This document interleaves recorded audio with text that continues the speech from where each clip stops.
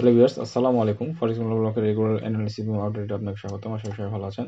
তো আমরা ইউএসডির আজকে H4 টেকনিক্যাল অ্যানালিসিস করব এবং ফান্ডামেন্টাল বিষয়গুলো জেনে নেব ইনশাআল্লাহ এই সপ্তাহে। তো ইউএসডি আমাদের গত সপ্তাহে যে অ্যানালিসিস ছিল, আমরা সেখানে আপনার হচ্ছে বুলিশ টার্গেট করেছিলাম আর কি।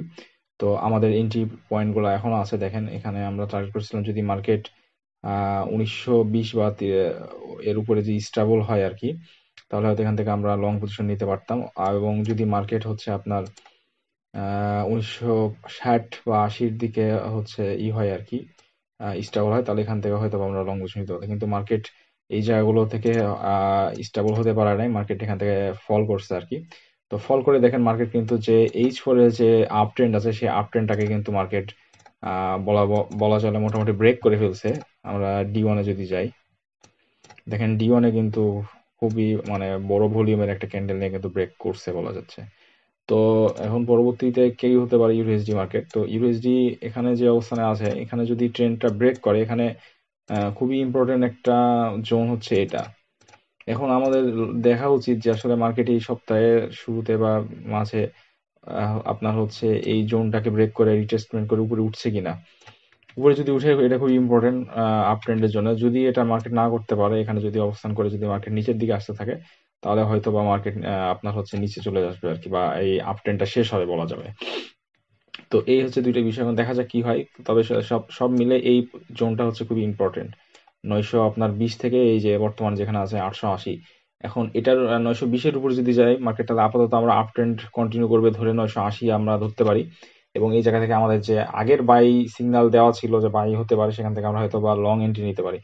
আর যদি মার্কেট উপরে না উঠতে পারে, যদি ব্যর্থ হয় উপরে আসার, মানে আপনার হচ্ছে 910 বা 20-এর উপরে, তাহলে হয়তো বা আমরা এখান থেকে মার্কেটে হচ্ছে শর্ট এন্ট্রি নিতে পারি, যেটা আমাদের ফার্স্ট টার্গেট হতে পারে 800 পুরোপুরি প্রাইস লেভেল, এবং পরবর্তী যেটা সেটা হচ্ছে 750।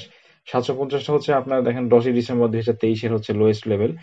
তো এখানে মার্কেট আসার সম্ভাবনা আছে। যদি মার্কেট এখান থেকে ডাউন ট্রেন্ড কন্টিনিউ করে, তাহলে কিন্তু মার্কেট হয়তো বা 800 বা 750 এসে শেষ হবে না, এটা সম্ভবত 690 বা 94 থেকে টেস্ট করে হয়তো আবার উঠতে পারে, বা সেটা পরবর্তীতে মার্কেট কন্ডিশন বলে দিবে আর কি, উঠবে কি উঠবে না। তবে বর্তমানে আমাদের হচ্ছে ট্রেডিং যে হচ্ছে আমাদের এই সপ্তাহের জন্য যেটা হতে পারে, যে আমরা এখন এই অবস্থানটাকে আমরা নজরদারির ভিতরে রাখবো আর কি।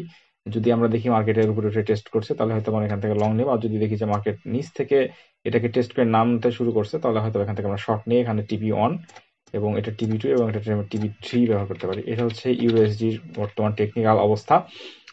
আর আপনার হচ্ছে এখন আমরা যদি ইকোনমিক্যাল ক্যালেন্ডারে যাই, ইকোনমিক্যাল ক্যালেন্ডারে আপনার হচ্ছে আহ, আজ সোমবারে আপনার হচ্ছে দেখেন ইউরো সিপিআই রিপোর্ট আছে। সিপিআই পূর্বের চেয়ে কম এটাই করা হয়েছে, ফোরকাস্ট করা হয়েছে। তো এটা হয়তোবা যদি আসে, তাহলে হয়তো ইউরো কিছুটা হলেও দুর্বল হওয়ার সম্ভাবনা থাকবে। এরপরে আপনার হচ্ছে 21শে মার্চ দেখেন হচ্ছে এখানে ইন্টারেস্ট রেট ডিসিশন আছে, খুবই ইম্পর্টেন্ট একটাই, রাত 12টায়। এখানে হচ্ছে পূর্বে যা আছে সেটাই থাকার কথা, এবং এটাই হওয়ার সম্ভাবনা খুবই বেশি, কারণ আপাতত রেট কাট হবে না, এরকমটাই বোঝা যাচ্ছে। তো যদি এরকমটাই আসে আর কি, আপনার যদি নাই হয়, তাহলে হয়তো ডলার এখানে কিছুটা বুস্ট পাবে আর কি। এরপরে ওই দিনই আপনার সন্ধ্যা 6:30টায় এই জবলেস ক্লেম রিপোর্ট আছে। এরপরে ফেড ম্যানুফ্যাকচারিং সহ কিছু আরো বেশ কিছু ইম্পর্টেন্ট নিউজ আছে, এগুলো অবশ্যই মার্কেট উপরে প্রভাব ফেলবে আশা করি। তবে এখানে সবচেয়ে ইম্পর্টেন্ট বিষয় হচ্ছে ইন্টারেস্ট রেট ডিসিশন রেট আর কি। আমার যেটা মনে হয় যে রেট কাটের তো সম্ভাবনা নাই, এবং রেট বাড়ানোর কোনো সম্ভাবনা নাই। আমার মনে হয় যে ফোরকাস্টটা করা হয়েছে এটা হয়তো বা আনচেঞ্জ থাকবে আর কি। আর শুক্রবার 22শে মার্চে হচ্ছে ফেড চেয়ারম্যানের হচ্ছে বক্তব্য আছে।